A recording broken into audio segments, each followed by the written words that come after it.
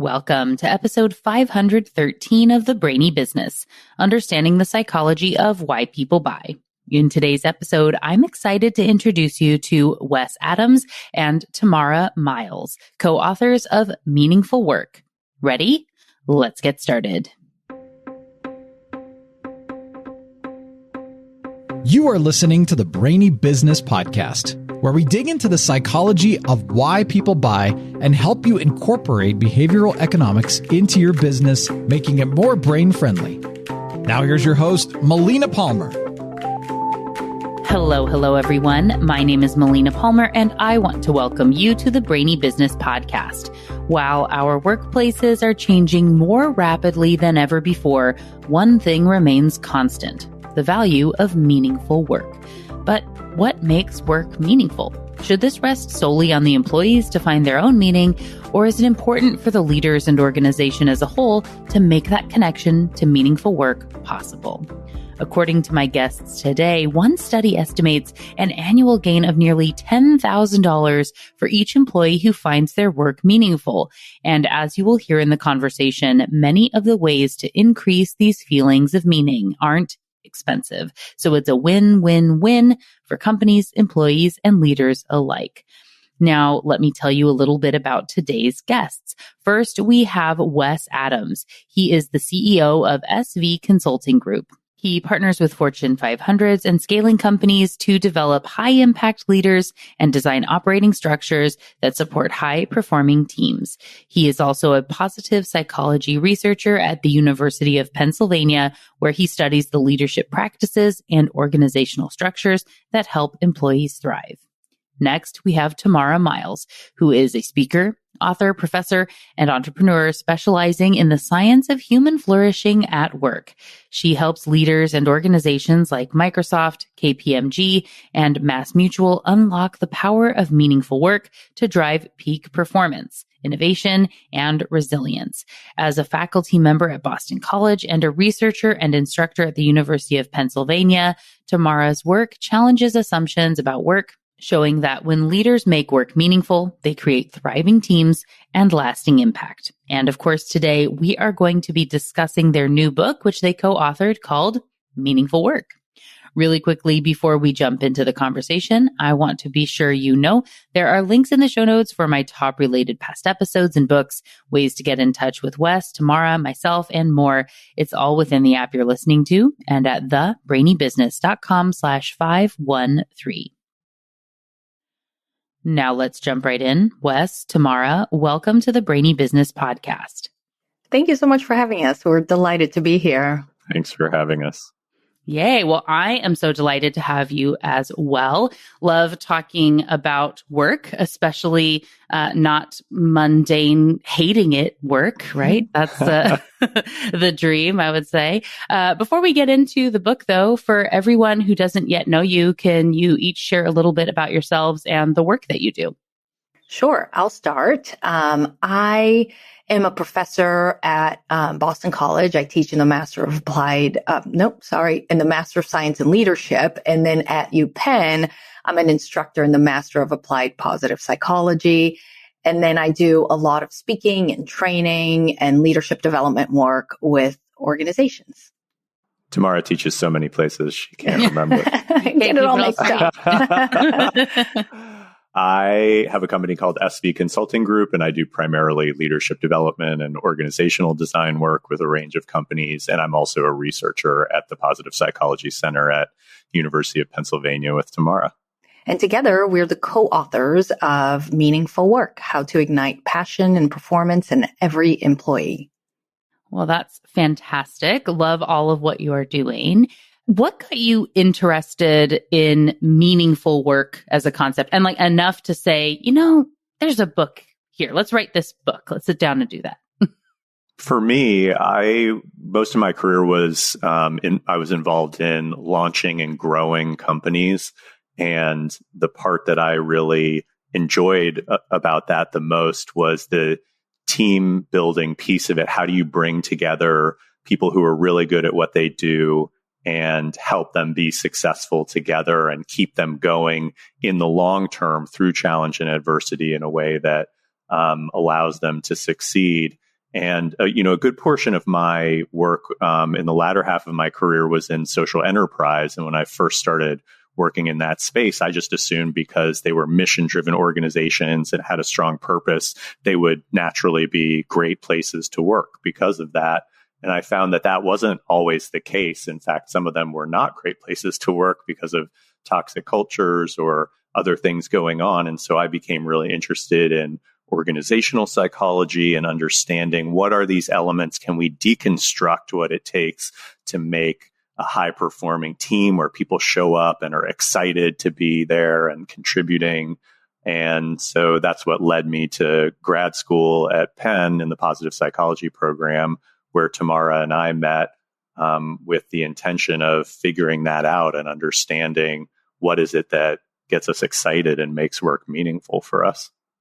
So for me, I went to UPenn to study applied positive psychology after having spent 15 years doing leadership training and consulting around productivity. My first book was called The Secret to Peak Productivity, and I was helping leaders design systems where, people could show up at their best and be more productive. And what I was finding doing that work was that when people set up systems in place and could be more productive, they had more time and space to focus on what really matters, right? To do meaningful work that felt meaningful to them. But also when they were doing work that felt meaningful, they were so energized and engaged and more productive. And so there was a virtuous cycle in place. And I was really curious to understand the science behind that cycle and the practices that could help leaders unlock that at scale. And so that's why I went to UPenn to study meaningful work and met Wes. And the funny story is that we met on the first day and became close friends. We were both interested in meaningful work. And he kept asking me to do the research together. And I kept saying, no, I just want to kind of do my own thing. And after a couple months, his persistence paid off, and it was the best decision I made. He did, and I'm so grateful. Oh, that's so funny. It's serendipity, or you knew you were in it, at the time that it came around when you were ready for it. Well, and I mean, writing a book together is a real commitment too, right? And knowing you did other work, it sounds like together before that. But what was it like? As someone who has written all my books and like every article I've ever done in a solo capacity, I even had someone ask me to do just like an article with a co-author. And it's like, how do I even write that? How do we do this where we sound like one person? Or is it, sometimes it's like, and this author says this, what was the process like for you? For people that are considering writing books with co-authors or solo, what tips do you have? What made that meaningful for you doing that work? Well, we started by writing the research together, conducting, coding the data and writing the research together. And that gave us a really good taste of what it was like to work in this capacity, to collaborate with each other. And our advisor and all the people who read our study that we published together really could not tell that there were two authors. We kind of evolved to having a shared voice.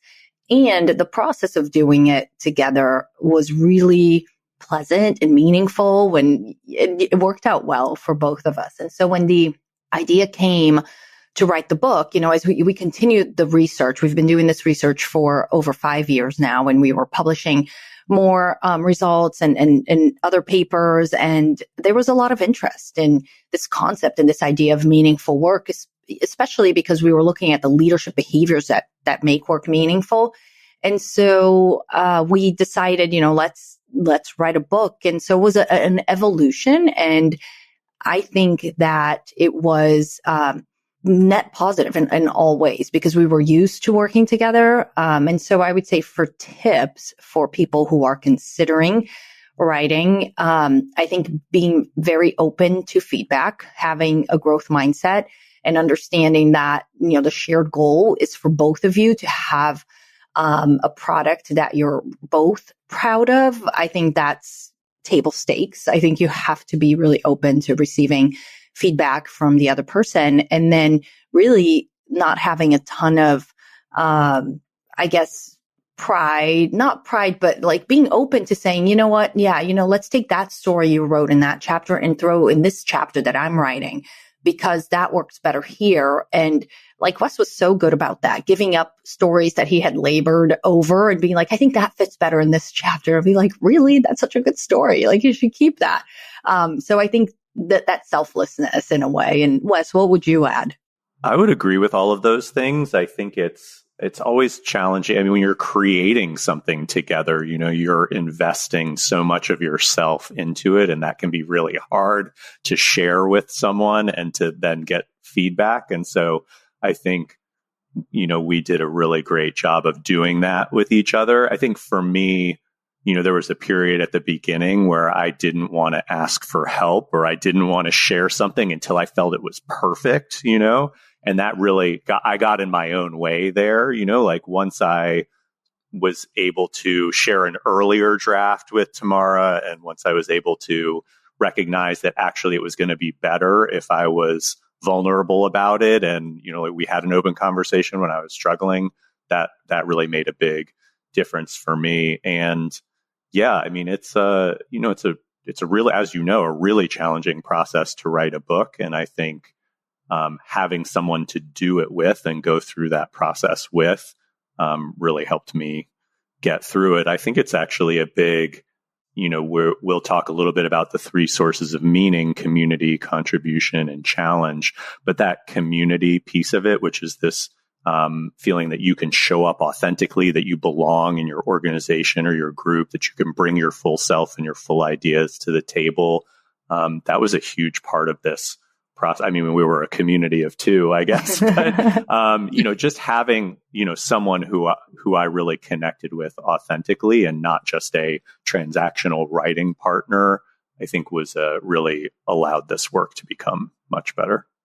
Yeah, that's fantastic. And, good to see too that a community doesn't have to be what many people would say is that traditional sense of feeling like, it's kind of the, when do we reach the quorum of community, right? How many people do you need to have that be? So there's an answer to that, actually. Great. And it's Yay. one. You need one friend at work to mitigate the effects of exclusion or feeling like you don't belong. And so that's something that we always talk about when we're, doing workshops or talking about the book, is this idea that you can be that one person for someone. That's so important. And I know I've seen, some of the research of people that have a best friend at work, you're much less likely to have turnover, so we should have opportunities to get to know people and invest in that. So feels like it's as good a time as any, as you already kind of kicked this off, but let's transition into those 3 C's in whatever way you feel, knowing that you, of course, have an introductory part of the book. So if you want to lay more groundwork before you jump right into those 3 C's, it's your show at this point. How would you like to jump into that? So I will just preface it by saying that we came to Penn to study meaningful work. And what we were finding is that a lot of the research about meaningful work was done from the individual perspective. So how can I, turn the job I have into the job I want? How can I create more meaning? How do I align my work with my values and all those things that are really important? But what we were interested in and what we couldn't find research on was the leadership effect. Right? What role do leaders play, if any, and how much of our meaning at work depends on our leaders? And so we set out to do this research, and we found that leaders are responsible for almost half of each individual's experience of meaning at work. So no matter how much we learn in the individual research and do things to increase meaning for ourselves, we can only get halfway there.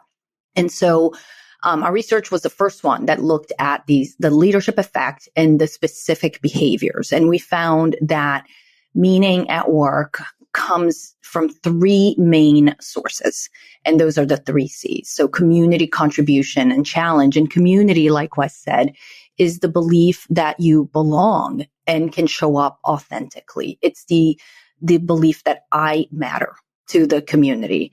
Contribution is the idea that what you do matters, that you're making a difference, that you're contributing to something outside of yourself.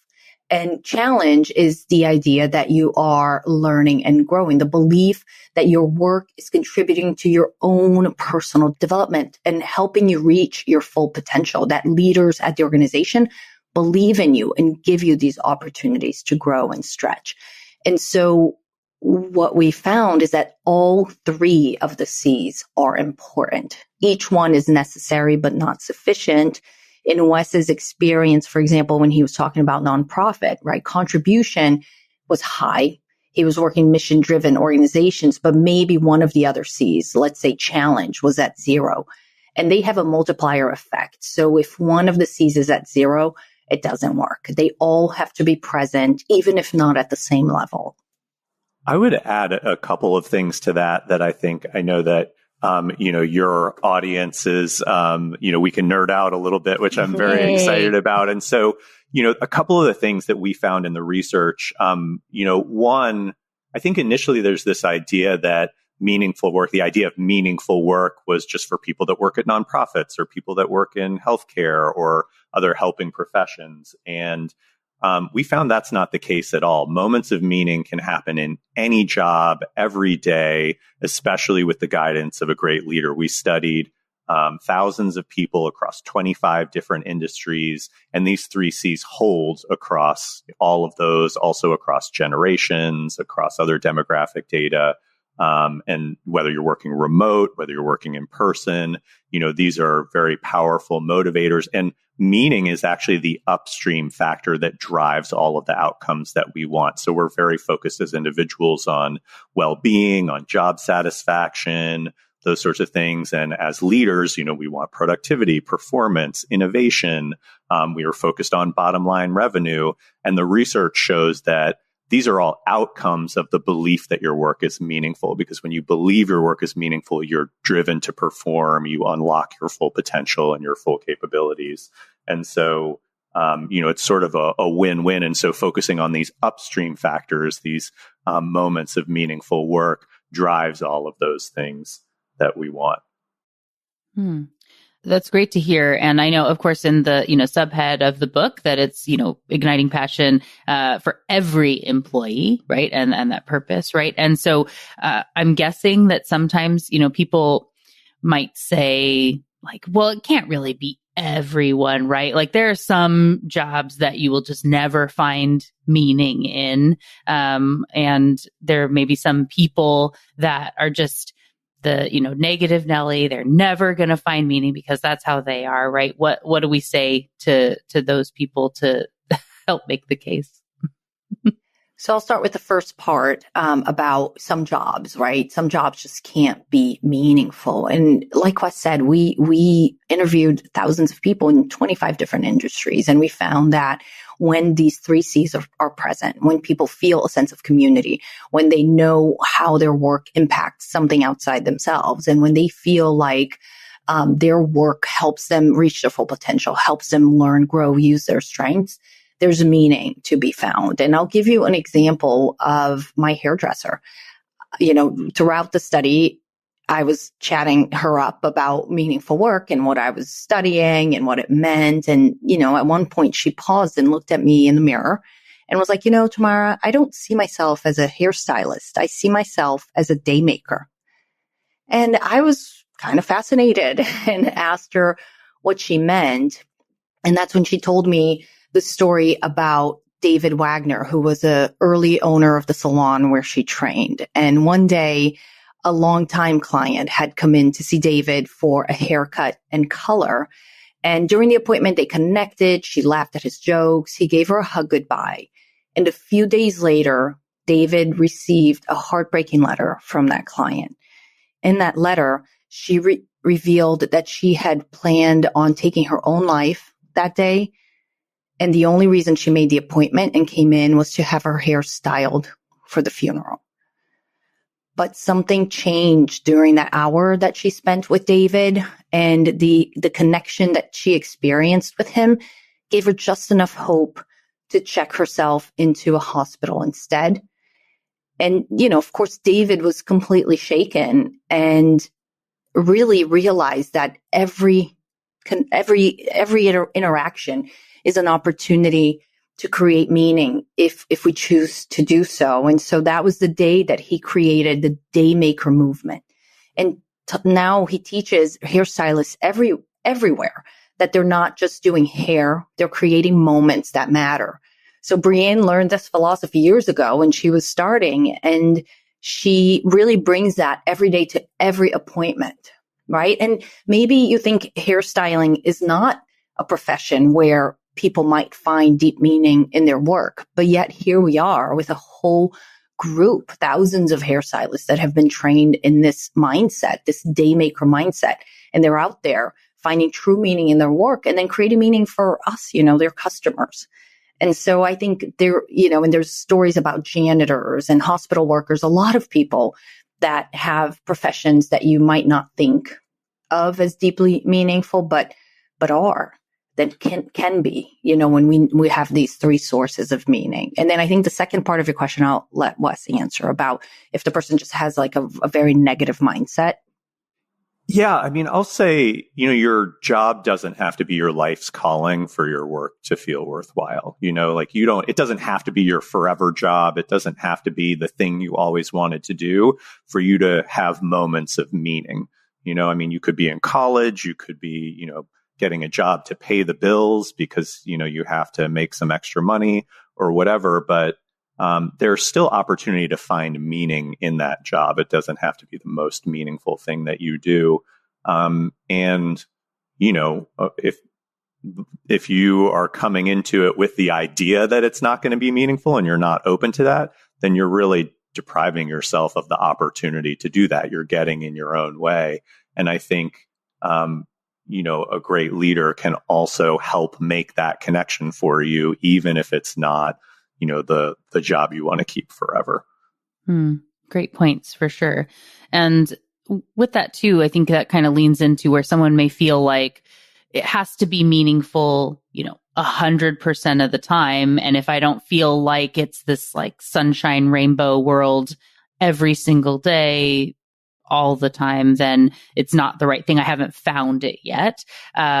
Feels like that's a far stretch for for anything though. So I don't think any job is like that. No way. Definitely not. No. Yeah. Just like, newsflash to the world. Like that's not how marriage and relationships work. And in fact, actually what we find in the research, especially in the challenge bucket, is that some of the most meaningful moments come from the struggle. Those times when, somebody asked you to do something and secretly you're feeling like an imposter because you thought like, there's no way I'm not ready for this, but somebody believed in you so much and is supporting you and you are working hard to get there. You are feeling the growth, feeling the stretch. Those are the moments that we really remember when we reflect on moments of meaning. So often it comes from the struggle. And man, do they hurt in the moment. Yes. We've all been there, like you said, and in the, book writing process, I think is something we can relate to. There are moments of this is the worst thing anyone's ever written. And why am I doing this? So as a leader then, for everyone who's listening and is thinking about trying to help their teams, so we know that we have to focus, all three areas matter, but what are some tips you would give to people if we go kind of one at a time, right? So if they're looking to be building community for their teams, whether, they're higher in an organization or they just have, a smaller team, what are some things that they should look out for that are like working against this sea of community? And what are some things that they want to get rid of that might be detrimental? And what are maybe some things they can look to easily incorporate into their work? Yeah, starting with community, it's become more difficult to build community as we are working in hybrid and remote environments, many of us. And, I think just generally in the world, it feels like we're a little bit more separated from other folks than we used to be. One of the items in our research, one of the survey questions, in one of them, we asked people to agree or disagree with the statement, my leader cares about what's happening in my life outside of work. And people who strongly agreed with that were much more likely to find a sense of community. This idea that we are building authentic relationships, that we care about what's happening in our coworkers' lives outside of work is really important. It's so easy to be transactional when we're jumping on a Zoom. Okay, we got to get down to business. Okay, I got to do this. And the back and forth on Slack or Teams or whatever you use tends to be pretty transactional as well. And so simply making space for that, making time for that, asking people what's happening in their life and engaging with that, asking questions around that. Vivek Murthy, who was the former Surgeon General of the US, has a practice called the Inside Scoop that he implemented on his team, where they would take turns at each weekly meeting. And for 5 minutes at the beginning, someone would bring in something meaningful to them, a photo, an item, whatever. And then they would tell a story about it. This is the scarf that my grandmother knitted for me, and this is why it's important, and this is what I think of when I see it. And it was about creating intentional time for people to get to know each other as whole people. And not only does that build a sense of community and feel good, but it really elevated the levels of collaboration and cooperation across different business units and people's ability to work effectively together. So just making space for that is really powerful. And so is there a way to have that be, a process? So like you're saying, there's maybe a specific meeting where that's happening. Does it feel like for someone who's not naturally inquisitive like this, or who has had a hard time getting to know their team members because you feel like there needs to be a separation, is there something that they could do, maybe a type of question to ask at the beginning of certain meetings, or they can reach out to people once a week? How can they get into maybe that habit of trying to create that? What's something good that happened to you last week? Is a great one. Tell me about something good that happened in the last week, and just go from there. Yeah. And even like one of the practices that we share in the book is this idea of everyday storytelling, right? So we're on a Zoom right now, Melina, and I can see in your background that you have a purple brain on your shelf and you have a little ribbon. And I could just get curious about the items you have there. And I could be asking you, wait, is that a purple brain on your shelf? Tell me about that. Right. So as leaders, we can intentionally put things in our backgrounds that tell a little bit of a story, an everyday story about us. And it could be a picture, of the kids. I have a Daruma doll behind me, and you could be like, oh, what is that thing? So you can look for moments of connection, online like that on Zoom, where you're telling everyday stories. Some people use the signature of their email, the book I'm reading now. And you can ask, oh, well, you're reading that book. I read it. What are you thinking about it? So it's about revealing little parts of yourself that can create curiosity and connection, and also looking for those parts in people. You can start really, really small like that. Perfect. Yeah, those are some great tips and questions. And I am refraining from asking all the questions about the things in your background because we could use all the time to do that. Well, let's move to then our next C then of contribution, and, same approach. How do we know if it's missing, things to look out for, try to get rid of, and what could a leader look to add for their team? So one of the interesting findings about burnout is that people don't burn out just from hard work alone, right? If we're working really hard, we don't burn out just from that, but we tend to burn out from working really hard without feeling like what we're doing matters. And so this is where contribution comes in, right? People are working hard. Days, kind of come and go. The week is over. We're busy going from meeting to meeting, creating spreadsheets and presentations and writing up reports and responding to emails. And at the end of the day, we want to know that what we're doing is adding up to something, that what we're doing makes a difference, that what we're doing matters. And so some of the practices that kind of activate the sense of contribution for people are things like saying thank you. there's research from WorkHuman and Gallup that shows that one thank you once a week from a manager is enough to cut disengagement and burnout in half. One thank you once a week from a manager. That does not take very long. It does not cost anything, right? And it's something that we can be intentional about. In our book, we tell the story of one of our clients, and we call her Kathy in the book. And she is someone who works in audit. And as you can imagine, people that work in audit tend to be looking for what's wrong, right? You're looking for mistakes. You're trying to correct mistakes very diligently and impressively. And, her and her team were kind of in the business of kind of looking for what's wrong. And through working with us, she learned about the power of positive feedback and decided that she really wanted to be the leader that acknowledges people, because she felt a deep sense of gratitude for her team, but she just wasn't expressing it. And so she put a reminder on her calendar every Friday afternoon to send out. And what she decided at first was that she was going to send out 5 gratitude notes to her team every Friday. And when the reminder popped up, she kind of thought about what happened during the week. She went back on her calendar to kind of jog her memory.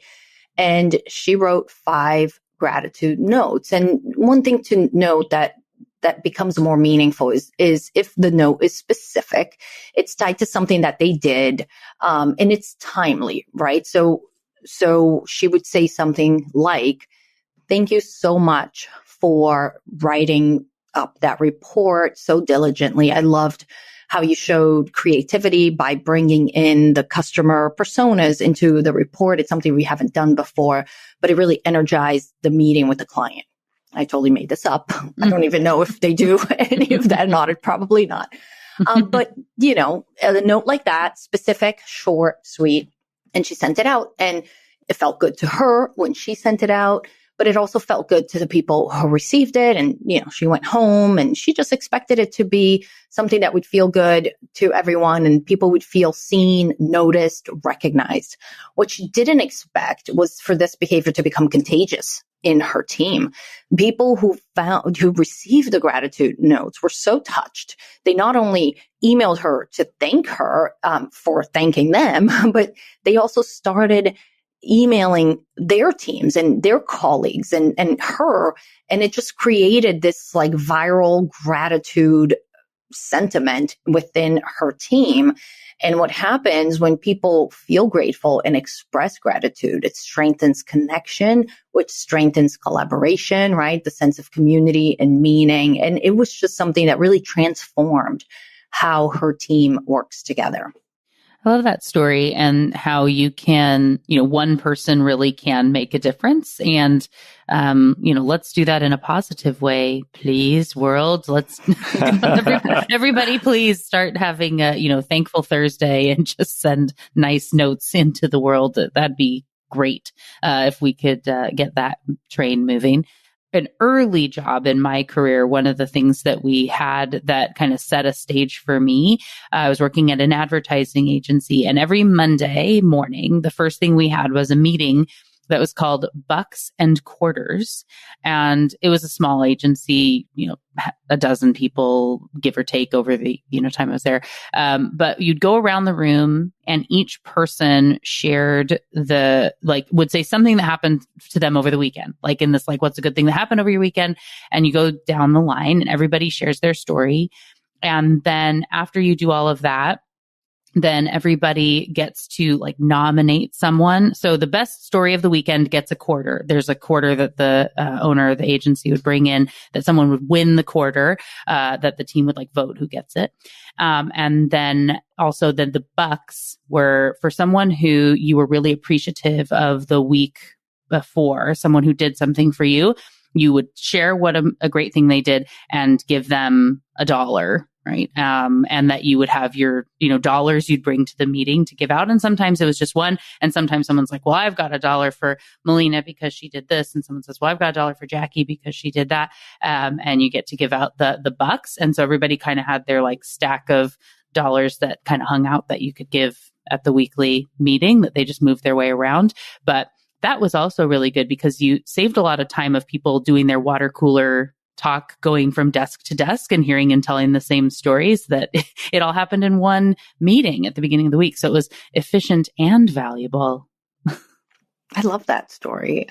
Also because, you were a small team, and what a great way for everyone to connect and hear about what was going on with everyone else's lives and weekends, and also to make it a little bit of a competition, because I'm very competitive and I would love to be like, oh, what story from the weekend would I want to tell to win the quarter, right? Exactly. Yeah. And sometimes the competition was fiercer than others, Do you have anything to add on contribution, Wes? I have so many things. Do you have things to contribute to contribution? I really missed an opportunity there. Yeah, I would just say, the thank you piece of it, showing gratitude and appreciation is a big part of it. And the second piece of contribution as a leader is helping to connect the dots for someone. Can you create a line of sight between what their day-to-day work is and how they're contributing to larger organizational goals, how they're impacting others? And so being able to tell that story regularly to help people connect the dots is a really big part of that. And I want to make sure we have time for challenge, because that's really important. Yes. Also. Well, let's roll right in. Challenge accepted. Go for it. Well played. Well played. Thank you. Yeah. So challenge is the opportunity to learn and grow and expand your own capabilities. And there are a couple of pieces of that surfaced in our research. One was giving people autonomy, empowering them to do their work and learn and grow as a result of that, kind of the opposite of micromanaging. And the other was really challenging people, giving them stretch assignments, but also supporting them through that. So, we don't want to just push people out of the nest. We also want to give them the support that they need to fly. And so we found that putting people in the what we call the zone of possibility requires high expectations and also high support. And a big way that leaders do that is by having intentional development conversations with people. So understanding what direction they want to grow in, what they're interested in, and also as a leader, seeing possibility and potential in them that they may not yet see for themselves, so to help them learn and grow. One of the companies we studied, Juniper Networks, has this program called Conversation Days that they do regularly, I think once a quarter. And so they prompt managers to have these one-on-ones all across the organization with their direct reports, and they will give them sort of a topic or a question to get them started. But it's really about making sure that these conversations aren't happening once a year at the annual review, and then we forget about them until the next annual review. This should be an ongoing conversation, and there should be small and big ways every day that we're being stretched and given opportunities to learn and grow in a direction that matters to us as employees. Perfect. And it's nice that, once a year is not enough, but knowing that even something, I'm sure, of course, having conversation, weekly might be great, but at least we've got this formalized thing that once a quarter, everyone in the organization is doing this to help kind of build that habit. Absolutely. Yeah. What would you add, Tamara? I would say another great way, there's research on, the Pygmalion effect, which is this idea that, and again, we're nerding out because I think your audience loves behavioral economics and science. And so the idea around the research in the Pygmalion effect is that people tend to rise to meet higher expectations, right? And so the study was done originally with students in elementary school, but has been repeated in workplaces and parenting and all kinds of settings. And the idea is that when you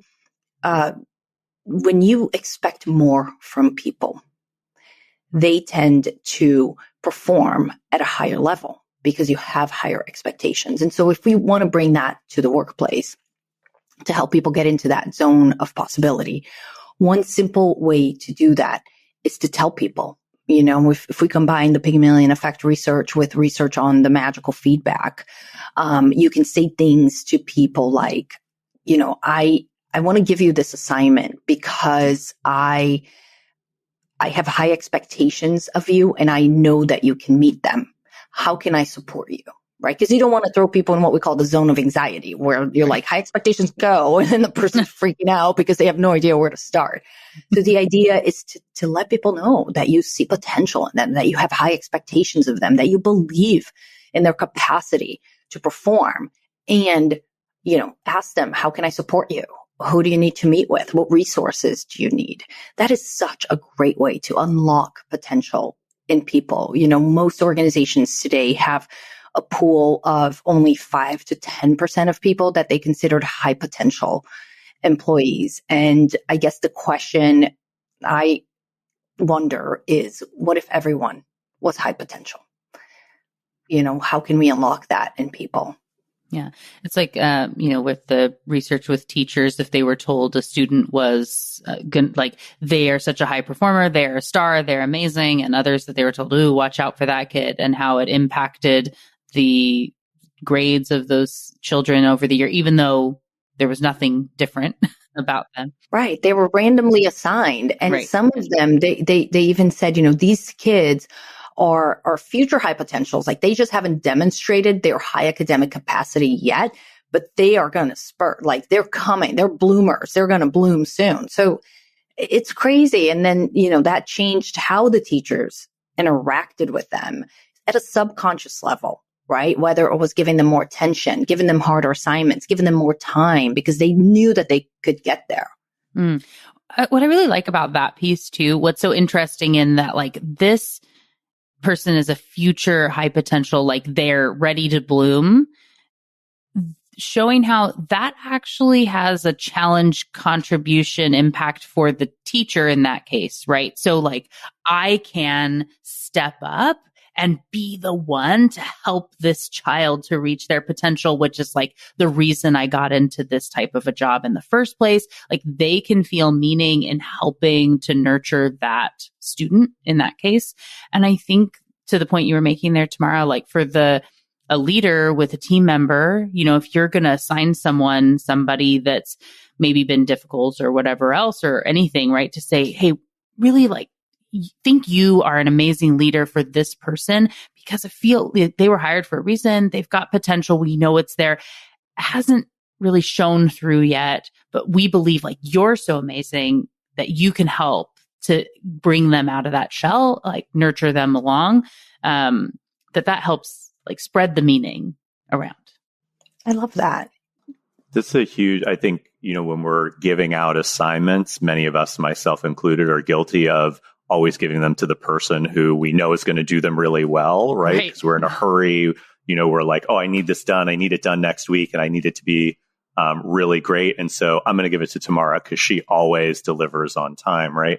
And we deprive people the opportunity to learn and grow, right? And we don't give them our support in doing that. And that's very subtle, I think, right? Like, we're not intentionally doing that, but it has the side effect of doing that. And so paying more attention to how we're giving out assignments and how we're subconsciously treating people can have a huge impact on someone's sense of challenge and their understanding of how much potential they have. And for sure. Yeah. And I know I've had in the past where it's like, we've got a potential intern for you, because running a marketing department, everybody wants to be, you get more intern opportunities or interest for marketing than, accounting or other spots. Right. But it's like, there's so much work in having an intern. Like, I don't know that my team has the capacity to have this be valuable for them and actually be helpful for us, because the work an intern's going to do is not something that you think is going to, like, change our team for the better, so do we have this time to dedicate to them? And I don't know that people think about roles in that way often enough, but what can you dedicate to help expand someone else's, breadth of knowledge? And also, I would say, and I'm guessing this came up in some of the worker research you've seen too, you don't want to, I'm guessing there are managers that say, okay, well, I'll go ahead and give it to Susie because we'll have some growth, but I'm also secretly going to have Tamara do the project concurrently for in case they mess up. That feels like a big no. Yeah, I think that probably wouldn't send the right message. And Tamara's probably going to get bored of doing the same thing over and over again, because if she's delivering at a high level, she's probably had a lot of experience with that, right? And she wants to be challenged also. And so, if you want to keep high performers, you have to give them new and interesting things to do as well. So there's sort of a cycle that needs to happen where there's a bit of a learning curve at the beginning, and then, sort of a tapering off into the next big challenge at the end. Yeah. Well, and I would think too, you can invest in, so you don't have to give the person the whole project and all the weight that comes with it as you're like testing the waters with someone, right? So I might look to do something in the space of, if we think there's some IKEA effect in here, right? So if we say, hey, here's this big project that's needing to be happening now, I see a lot of potential in you to start to take on this type of work, but don't need you to do everything in it. Like, what might feel like a comfortable stretch for you of something that you could contribute to take on this piece first? What feels most appealing? There's 1, 2, 3, 4. These are the items within the project. If you were going to own one, what would make you excited and feel really good about it? And then we can have, the team, be working with you, mentoring or whatever through that process. And then we get to go and be checking in and help you to grow. And eventually, as you perform, which I know you will, you can take on the full project. I really want to work for you right now. Right. Yay. Living the dream. But also, I just want to get back to what you said about the leader feeling like they are the ones that are unlocking that potential too, because I think that's so great to frame it that way, to be like, this person has been difficult. I don't think there's so much potential there that we've seen. And I just don't think they've had the opportunities yet, or the right leader, but we really think you can be the one to unlock that potential. I mean, I want to be that leader. Like, yes, give me that person. I will do it, And so I think it is a both and. It's for the person whose potential is being unlocked and who's being challenged and given opportunities, but also for the leader, because hopefully, leaders are in a leadership capacity because they want to contribute to the growth and development of their people, right? And so I do think that is important. And as I have, older teenagers / younger Gen Zs that are in college and entering the internship workforce, I do hope that there are leaders out there that are still kind of developing those interns that are going to be the future high, performance contributors to their organizations. Because everyone, it's been hard, right, for the Gen Z entering the workforce now to find real development opportunities. Most of the research we're seeing is that they're lacking mentorship, they're lacking connection. They are one of the generations who is choosing to not go fully remote. They want to be in an office environment. They want mentorship. They want shadowing opportunities. They want to learn. Yeah, absolutely. And it doesn't have to be hard to do it. So Ann Chow was recently on the show. She wrote a book about leading bigger, and was a CEO at AT&T Business. I just saw her speak at South by Southwest. She did a talk with her daughter, and they were talking about this generational leading, who is just starting a new job because she's coming out of college, and they have already, she hasn't fully graduated yet, but she's in this cohort. And Anne was talking about how, her daughter, they have started a group, a monthly connect for all the new hires that they're getting together over Zoom and getting to know different team members. And it's sending out emails for them to say welcome. We're so excited to have you on the team. And they're not starting for 6 months, but is starting to show the different locations where they'll be able to work because it's a global firm. And what a cool way to help people feel that really empowered and excited about coming to work for you, that you can lay that groundwork early. You don't have to wait until, day one. And so I think there are things that people can do that can be, like I said, it can be as simple as sending those gratitude emails. What's the one little thing that you could do today? Go do something today, everyone. To set that moving forward. So as we transition into closing out the episode, and I know you have, I'm sure, so many amazing tips. And of course, there are lots of them in the book for everyone. So as they're going to go get their copies of Meaningful Work and look to connect and follow you, in addition to, of course, our show notes, which will have links, what are the best paths for them to do so? I would say two things. One, just building on what you just said, one of the surprising things that we found in our research was the impact that onboarding had on the meaning that someone experiences throughout the lifetime of their career with a company. And so these early things, like what was happening, the groups, the authentic relationship building, bringing people into the fold in a meaningful way early, that has ripple effects throughout the entire career that someone is going to have with your organization. And so that's a big untapped opportunity for folks. As far as bringing it down to the individual level, I would say one of the most meaningful ways, or one of the ways to make work meaningful for yourself, is to make it meaningful for someone else. So doing these things for others also has the impact of creating meaning for you as well. And so really picking any of these practices and just trying them out will have a positive impact. And then to learn more and find us, the best place is our website. So www.makeworkmeaningful.com. There's information there about the book. And what's really fun is that our assessment is there and it's available for free. And so anybody can go in and take the assessment to see where they fall on the 3 C's and, where they should focus most of their efforts now as they kind of set out to make work more meaningful for the teams they lead and for themselves. And then Wes and I are both very active on LinkedIn and Instagram and would love to connect with your audience. Wonderful. We will, of course, like I said, have links in the show notes to make it easy for everyone. And just thank you both again for joining me on the show. It was really delightful to chat about all the meaning of the world with you today. Thank you so much. Thank you so much. Thank you again to Wes and Tamara for joining me on the show today. What got your brain buzzing in today's conversation? For me, I really enjoyed seeing how every individual, regardless of their role in the company, can have an impact on meaning for themselves and others throughout the organization. Remember that one leader who chose to write 5 weekly notes of gratitude. Her thoughtfulness created a gratitude habit for her team members and out into the whole organization of people sharing kind words about their teammates, helping everyone to have more meaningful work. That doesn't cost the company any money, a few minutes to write the thoughtful notes each week.